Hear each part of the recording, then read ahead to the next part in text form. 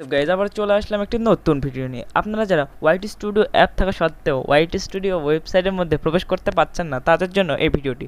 অবশ্যই ভিডিওটি না টেনে শেষ পর্যন্ত দেখার অনুরোধ রইল। তাহলে ভিডিওটি শুরু করা যাক। প্রথমে আমি আমার ক্রোম ব্রাউজারটিকে ওপেন করে নিচ্ছি। আপনারাও আপনাদের ক্রোম ব্রাউজারটিকে ওপেন করে নেবেন।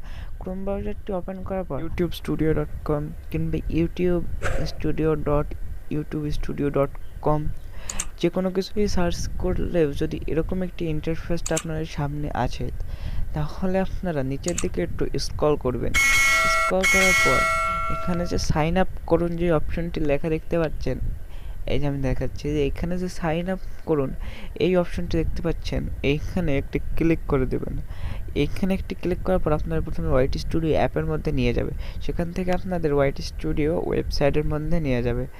তো বন্ধুরা, আজকের ভিডিওটি এই পর্যন্তই। ভালো লাগলে অবশ্যই একটি লাইক করবেন এবং নতুন হলে অবশ্যই চ্যানেলটি সাবস্ক্রাইব করবেন। আল্লাহ হাফেজ।